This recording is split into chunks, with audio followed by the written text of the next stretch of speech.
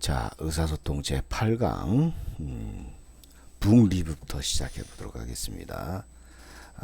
문서 작성의 기술 그런데 교보문고 출판사 아래 주소로 이렇게 들어가 보면 여러분들이 이 책을 확인할 수 있을 겁니다. 여기서 문서 작성하는 거, 퍼펙트한 비즈니스 글쓰기와 퍼펙트한 보고를 위한 이렇게 문서 작성의 기술로 나와 있어요. 직업인들이 하는 모든 일은 결국 문서 작성과 연관되어 있습니다. 하지만 문서 작성에 대해서 공포증을 앓고 있는 직업인이 무려 75%를 차지하고 있다고 합니다. 생각과 아이디어가 제 아무리 뛰어나다 할지라도 이를 한 장의 완벽한 문서로 만들어내지 못한다면 그는 자신의 능력을 제대로 평가받을 수 없는 것이 사실입니다. 과연 어떤 문서가 퍼펙트한 보고를 가능하게 해주는 컴팩트한 문서일까? 바로 이 책에서는 그동안 이 저자가 많은 시행착오를 겪었던 과정 속에서 알게 된 여러 가지 노하우, 어떻게 하면 좋은 문서, 어떻게 하면 짧고 강한 문서를 만들어낼 수 있는지 직업인들이 궁금해하는 비즈니스 글쓰기의 노하우가 담겨져 있습니다. 이 책에서는 다음 세 가지의 내용을 강조하고 있는데, 첫 번째, 문서를 잘 쓰지 못하면 벙어리가 된다. 회사에서 성공하고 싶습니까? 세상에서 성공하고 싶습니까? 그러면 문서를 잘 쓸 수 있어야만 합니다. 회사에서 일 잘한다고 평가받는 사람들 치고 문서를 못 쓰는 사람은 없습니다. 아무리 뛰어난 아이디어가 있어도 문서에 그 내용을 담아내지 못한다면 그 아이디어는 자신만의 공허한 메아리로만 남게 되기 때문입니다. 두 번째 강조된 내용은 문서는 생각의 결과이자 과정이어야 한다. 문서가 반드시 가져야 하는 예절, 즉 짧으면서 강력한 메시지를 가지고 있어야만 합니다. 하지만 짧고 강한 문서는 쉽사리 나오는 게 절대 아닙니다. 효율적으로 생각하고 전략적으로 생각할 수 있는 과정 속에서 문서는 더욱 강력해질 수 있다는 것을 잊지 말아야 합니다. 마지막으로 문서 장속에 왕도는 없습니다. 어느 날 갑자기 자신의 문서 작성 능력이 높아진다는 것은 있을 수 없는 일입니다. 많이 써보고 좋은 문서를 많이 읽어보고 많이 생각해보며 상사와 많은 교류를 하는 과정에서 점점 당신의 문서는 짧아지고 강력해진다라고 강조를 하고 있습니다. 여러분들이 이제 사회생활을 통해서 이제 직업인이 되기 위해서 한 직장생활을 하게 될 텐데, 이처럼 문서 작성하는 것이 얼마만큼 중요한 것이 깨닫게 되고, 특히 이런 부분에 있어서 두려움이 있고 이렇게 하게 된다면 여기 말하는 것처럼 왕도가 없고 하기 때문에 꾸준히 노력하고 해서 작성 능력을 키우는 것이 좋을 것 같습니다. 그래서 여기 나와 있는 이 주소를 통해서 여러분들이 한번 이 책의 내용을 보고 한번 준비해 보는 것도 좋을 것 같습니다. 자, 그러면 그 다음에 효과적인 문서 작성에 대해서 한번 생각해 보겠습니다. 여기서 사례 1번, 그러니까 결론이 무엇입니까? 라고 하는 내용을 보면 좋은 문서는 내용을 효과적으로 전달할 수 있어야 됩니다. 세무행정을 전공하는 3학년 P학생은 전공 수업 시간에 팀별 발표 과제를 다음 주까지 준비해야만 했습니다. 과제는 프리젠테이션 발표와 구성 계획안을 작성해 오는 것이었는데, 심혈을 기울여서 PPT를 만들고 구성 계획안을 작성했습니다. 그러나 교수에게서 돌아온 피드백을 보고 적잖이 놀랐습니다. P가 쓴 계획안 내용이 이해가 잘 되지 않아 좋은 점수를 주기 어렵다고 적혀 있었기 때문입니다. 무엇이 문제일까요? 그래서 여기서부터는 효과적으로 문서 내용을 전달한 방법에 대해서 알아보도록 하겠습니다. 자, 그러니까 결론이 무엇인가 사례에 등장한 P와 K 학생의 차이점. 그 K 학생은 과에서 성적이 우수한 K는 아주 짧은 구성 계획안을 작성해 와서는 프레젠테이션 역시 핵심적인 내용만 짧게 발표하고 들어갔습니다. 발표가 끝난 후 선생님은 P의 발표에 대해 말씀해 주셨고 K에 대해서도 얘기를 해주고 있습니다. 자, P와 K 차이는 문서 내용의 효과적인 전달의 중요성을 말해주고 있습니다. 문서를 작성하다 보면 같은 내용을 알기 쉽게 작성한 문서를 보는 경우도 있고 같은 내용을 볼수록 어렵다고 느끼는 경우도 있습니다. 자, 다음에 예를 보고 어느 쪽이 알아보기 쉬운지 한번 생각해보고 왜 그런지 한번 생각해 보십니다.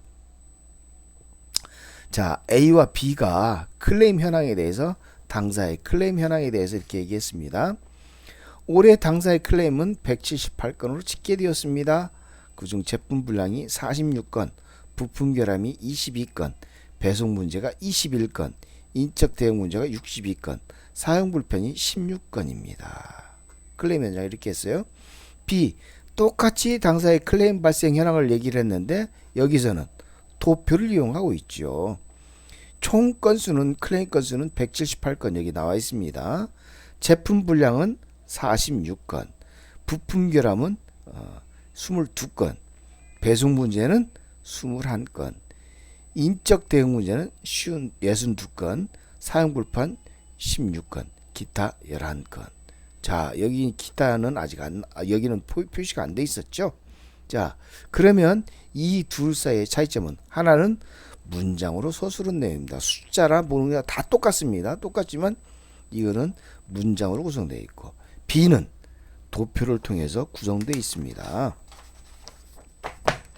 자, A와 B 중에서 어떤 것이 더 내용을 잘 전달할 수 있고 효과적으로 전달할 수 있을까요? 그렇죠. 전달하는 방법은 문서로서 글로서 작성하는 방법이 있지만 글로서 작성하는 거 말고 시각적인 효과를 이용해서 드러낼 수 있는 방법도 있다라는 점입니다. 자, 그러면 여기서 우리가 생각할 수 있는 것은 문서 표현을 시각화하는 것입니다. 자, 직장 업무 중에 많은 비중을 차지하는 것이 문서와 관련된 일들입니다. 그런데 문서 중에는 무엇을 의도하고 있는지 그 내용을 파악하기 어려운 경우가 종종 있습니다. 내용을 텍스트로 나열하는 방식보다 앞에서 얘기했죠. 적절하게 시각화함으로써 보다 효과적으로 내용을 전달할 수가 있습니다. 이런 시각화는 텍스트 나열에 비해 더 많은 시간과 노력이 소요되지만 그만큼 문서의 이해도를 높일 수 있는데, 자, 문서 표현의 시각화, 문서를 시각화하여 구성하는 방법은 크게 세 가지가 있습니다. 차트의 시각화, 그 다음에 다이어그램 시각화, 이미지 시각화 이렇게 되는데, 차트의 시각화는 데이터 정보를 쉽게 이해할 수 있도록 시각적으로 표현하는 것, 주로 통계 수치 등을 도표, 그래프나 차트를 통해 명확하고 효과적으로 전달하는 것이 차트 시각화입니다. 두 번째, 다이어그램 시각화는 개념이나 어떤 주제 등 중요한 정보를 도형, 선, 화살표 등 여러 상징을 사용하여 시각적으로 표현하는 겁니다.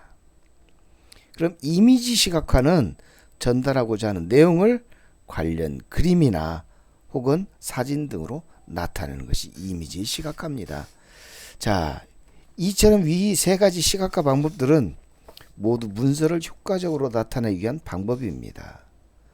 문서 시각화를 사용함으로써 문서를 읽는 대상은 문서의 전반적인 내용을 쉽게 파악하고 문서 내용의 논리적 관계를 더욱 쉽게 이해할 수가 있습니다. 또한 적절한 이미지를 사용한다는 것은 문서 내용에 대한 기억력을 높일 수가 있지요. 대상을 시각화하는 방법은 여러 가지이기 때문에 시각화할 정보의 성격에 따라서 그에 맞는 적절한 방식을 사용해야만 합니다. 자, 그러면 사례 2로 한번 넘어가 보도록 하겠습니다. 문장을 그림이나 그래프로 쉽게 표현한 사례 1. 자, 이 출처는 국민일보 기사입니다. 자, 거기 보면 개인 투자자 코스피 순매수액이 나왔어요. 자, 주제는 주식 열풍, 개미, 지난달 코스피 11조어치 쓸어 담았다라는 내용이에요. 직업인 A씨는 2주째 삼성전자 주식이 4만원대 초반까지 떨어지기만 기다리고 있습니다. A씨는 미국과 유럽 중심으로 코로나19 확산이 계속되고 있는데 지난달 19일처럼 주가가 확 떨어지는 날이 또 오지 않을까 싶다고 말했습니다. 2일 한국거래소에 따르면 3월 한 달간 코스피 시장에서 개인 투자자의 누적 순매수액은 11조 1869억 원입니다. 전월 4조 8973억 원 대비 2.3배가량 뛰었고 월간 기준거래소가 관련 통계 집계를 시작한 1999년 이후 최대 규모를 기록했습니다. 이날 금융위는 코로나19 첫 번째 확진자가 나온 1월 20일 이후 코스피와 코스닥에서 개인 주식 순매수액은 22조 2천억 원이라고 밝혔습니다. 개미들의 주식 열풍이 심상치 않자 금융당국까지 긴장하는 모양새인데 손병두 금융위 부위원장은 이날 개최한 코로나19 사태 관련 금융상황 점검 회의에서 우리 기업을 향한 예전과 주식시장에 대한 믿음으로 적극적으로 투자에 참여해 주셔서 감사하다면서도 주식시장 변동성과 불확실성이 크게 확대된 상황인 만큼 묻지마식 투자나 과도한 대출을 이용한 투자는 자제해 주길 바란다라고 밝혔습니다. 자, 개인 투자자 코스피 순매수액이 1월, 2월, 3월 지금 한눈으로 딱 보니까 이 도표로 증가한 내용이 확 눈에 들어오죠. 자, 여기에서 투자자 애탁금을 지금 그래프로 표시해 줬는데 선 그래프로 3월 24일, 4월 1일 이렇게 해서 얼만큼 증가했는지 자, 자료의 출처를 이렇게 밝혔고 이렇게 해서 하게 된다면 문장을 그림이나 그래프로 쉽게 표현한 사례. 이걸 보면서 투자자가 돈을 어떻게 애탁했는지 이걸 볼 수 있다는 얘기죠. 자, 그 다음에 사례 3번인데 사례 3번은 문장을 그림이나 그래프로 쉽게 표현한 사례 2입니다.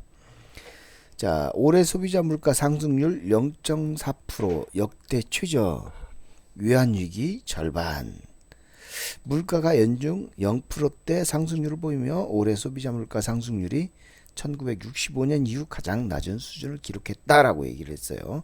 자, 여기서도 지금 그래프로 이렇게 나타내 보니까 지금 기간이 표시가 돼 있고 거기에 어떤 특정한 사건들 외환위기 때 그다음에 메르스 사태 때 사용이 나와요. 그래서 소비자 물가 상승률 12개월 연속 0%대.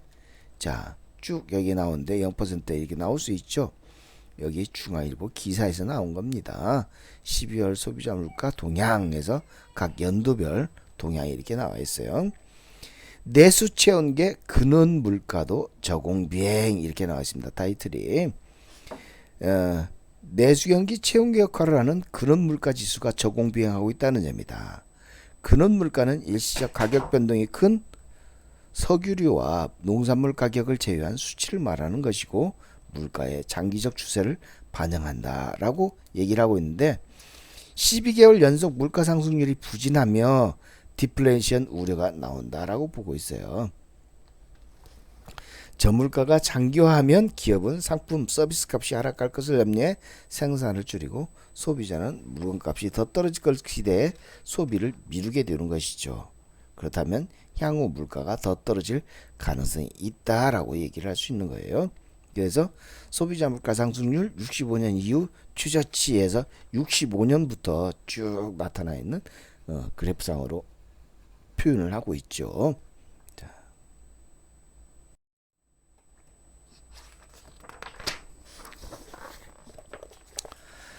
북유를 보겠습니다.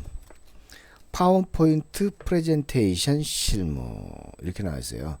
여러분들이 직장에서 또는 학교에서도 이 PPT 많이 활용을 하죠. 파워포인트를 이용해서 발표할 수 있고 어떤 기획안이나 이런 것들을 발표할 수 있는 기회가 생기는데 이 PPT 요즘 굉장히 많이 쓰임에도 불구하고 이거를 완벽히 정복하는 것은 그렇게 쉽지가 않아요. 그래서 파워포인트 프레젠테이션 실무 해가지고 이 책이 나와 있는데 이 PPT를 가지고 할 수 있는 거. 자, 이 밑에 아래 출처 이 사이트에 들어가 보면 됩니다.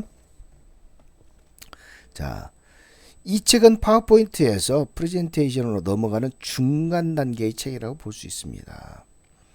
프레젠테이션 하기 위한 준비 단계, 프레젠테이션 기획안 올바른 작성법, 프레젠테이션 작성 시 유용하게 활용되는 조직도와 다이어그램의 활용법 등에 대해서 기술하였습니다. 청중으로부터 칭찬받는 프레젠테이션을 한마디로 요약한다면 듣기 전과 듣기 후의 청중을 변화시키는 것이 아닐까 할 수 있습니다. 프레젠테이션의 기술 지원 도구격인 파워포인트를 잘 다룬다고 해서 훌륭한 프레젠터로 인정받기는 부족하듯이 프레젠테이션에서도 청중에게 유창한 언변을 구사한다 하여 일목요연한 자료와 체계적인 근거가 부족하면 신빙성을 주기가 어렵지요. 이 책은 효과적이고 짜임새 있는 프레젠테이션을 뒷받침해줄 파워포인트 디자인 스킬과 프레젠터가 갖춰야 할 프레젠테이션의 기본 개념을 적절하게 결합시키고 있습니다. 그래서 이 책의 특징적으로 여기 7가지가 나왔습니다. 초급 프레젠터에게 꼭 필요한 프레젠테이션의 기초 개념. 초급부터 시작한다는 얘기예요. 그래서 기초부터 시작한다는 얘기고, 짜임새 있는 프레젠테이션을 위한 기획과 전략 짜기. 자, 프레젠트를 하기 위해서 어떤 기획을 짜는 것인가 중요하죠. 한눈에 들어오는 슬라이드 레이아웃 구성하기. 자, 보기도 좋은 떡이 먹기도 좋다고 그랬습니다. 그래서 한눈에 쫙 들어올 수 있는 슬라이드를 만드는 것. 이것이 좋은 프레젠테이션을 만들 수 있는 예형이 되겠죠. 도형을 이용한 효과적인 슬라이드 표현 기법. 자, 방금 전에 우리가 배웠습니다. 이 앞에서 우리가 배웠던 시각화, 문서의 시각화. 그래, 슬라이드를 만드는데 그거를 보기 좋게 시각화해서 도형을 이용해서 만들었다는 얘기예요. 또 시선을 사로잡는 다이어그램과 조직도 디자인. 자, 이 디자인이 중요한 내용인데 우리가 다이어그램을 이용한 시각화도 있었죠. 배웠습니다. 청중의 눈과 귀를 제압하는 애니메이션 테크닉. 자, 애니메이션까지 동원할 수 있다라고 한다면 상당히 상급 표현이 될 수 있겠고, 이런 아주 창의적인 그런 내용은 내용 전달도 중요할 수 있겠지만 그 전달 방법에 있어서 혁신적이기 때문에 아주 참신한 그런 느낌을 줄 수 있겠죠. 마지막으로 초급자도 할 수 있는 미디어 프레젠테이션 테크닉, 이런 것들을 통해서 좋은 테크닉을 갖추고 해서 이 프레젠테이션을 만들 수 있다라고 한다면, 파워포인트 프레젠테이션을 만들 수 있다라고 한다면 아주 직장생활에서 유능한 능력을 발휘할 수 있는 사람을 볼 수 있겠죠. 자, 그러면 지금 문서 작성 사례에 대한 학습 내용을 총 정리하는 걸로 하겠습니다. 첫 번째, 우리가 문서 작성의 중요성에 대해서 배웠어요. 자, 일 경험에서의 문서 작성은 업무와 관련해서 조직의 비전을 실현시키는 과정으로 조직의 생존을 위한 필수 행위라고 할 수 있습니다. 그렇기 때문에 직업인의 주 업무로서 문서 작성은 개인의 의사표현이나 의사소통을 위한 과정일 수도 있지만 이를 넘어 조직의 사활이 걸린 중요한 업무이기도 합니다. 이래서 문서 작성이 중요하다는 얘기예요. 그걸 우리가 배웠습니다. 두 번째로 문서 작성 시 고려할 사항에 대해서 배워왔습니다. 문서는 문서를 작성하는 목표를 명확하게 한 이후에 작성해야 합니다. 즉, 문서를 작성하는 이유와 문서를 통해 전달하는 내용이 분명해야만 한다는 얘기죠. 그래서 문서 작성에는 문서의 대상, 그 다음에 목적, 누구에게, 목적, 어떤 목적으로, 어떤 시기에 전달되어야 되는지 이런 내용이 포함되어야 하며, 그러니까 이것들을 다 고려가 돼야 된다는 얘기예요. 누구에게 어떤 목적으로 언제 보내느냐. 그래서 기획서나 제안서 등 문서 종류에 따라 기대 효과 등이 포함되어야 합니다. 자, 이렇게 했었을 때 우리가 이 문서를 보냈을 때 그걸로 인해서 기대되지는 어떤 효과, 우리가 그것들을 포함시켜야 되는 것이 작성 시 고려사항이 되는 겁니다. 세 번째, 상황에 따른 문서 작성법 배웠어요. 문서는 상황과 목적에 맞는 체계적인 구조로 작성되어야만 합니다. 즉 일경험에서 요구되는 문서는 요청이나 확인을 부탁하는 경우가 있을 것이고, 정보 제공을 위한 경우도 있을 겁니다. 또는 명령이나 지시가 필요한 경우, 혹은 제안이나 기획을 할 경우이거나 약속이나 추천을 위한 경우 등 작성해야 하는 상황에 따라 내용이 결정되는데, 여러가지 문서작성법이 바로 이 상황에 따른 문서작성법이라는 걸 우리가 배웠습니다. 네 번째로 문서작성의 원칙에 대해서 우리가 배워왔는데, 모든 문서에는 그에 맞는 문서작성 원칙과 주사항이 있습니다. 일경험에서의 문서작성은 일반 글에 비해 형식적인 면을 상당히 중요시하고 있습니다. 그러므로 문장 구성은 이해를 위해 간결한 긍정문으로 작성해야 하고, 문서의 주요 내용을 먼저 써야 하며 간단한 표제를 붙이는 것이 좋다라고 되어 있어요. 또한 작성 시기를 분명하게 기록하고 관련 없는 자료는 첨부하지 않아야 하고, 문서 작성 후에는 반드시 그 문서의 문서의 내용에 대해서 재검토해야만 한다라고 여러분들에게 강조를 했었죠. 자, 마지막으로 문서 표현의 시각화에 대해서 우리가 배웠는데, 내용을 우리가 효과적으로 전달할 수 있어야만이 그 문서를 좋은 문서라고 할 수 있는데, 문서의 내용이 효과적으로 전달될 수 있도록 아주 보기 쉽고 또 이해하기 쉽고 숫자나 그래프 등으로 다채롭게 표시된 문서가 바로 이해하기 쉽고 잘 작성된 문서라고 할 수 있다는 것을 우리가 사례를 통해서도 배웠고, 그래서 프레젠테이션의 중요성에 대한 북 리뷰도 우리가 배웠던 겁니다. 자, 이렇게 해서 문서 작성 능력, 하위 능력을 배웠습니다. 자, 그러면 경청 능력으로 넘어가 보겠습니다. 경청 능력에 있어서 경청의 중요성. 바로 경청 능력이라 하면 다른 사람의 말을 주의 깊게 들으며 공감하는 능력을 말하고 있죠. 직업인들이 개인이나 조직 간에 원만하게 관계를 유지하고 업무 성과를 높이기 위해서는 적절하게 의사소통할 수 있는 능력이 필수적입니다. 특히 의사소통을 하기 위해서는 다른 사람의 말을 주의 깊게 들으며 공감할 수 있는 능력을 갖출 수 있어야만 한다는 거죠. 자, 그러면 사례 1번 한번 보겠습니다. 중앙일보의 기사에 썼습니다. 귀 없는 사장과 귀 있는 사장의 차이점.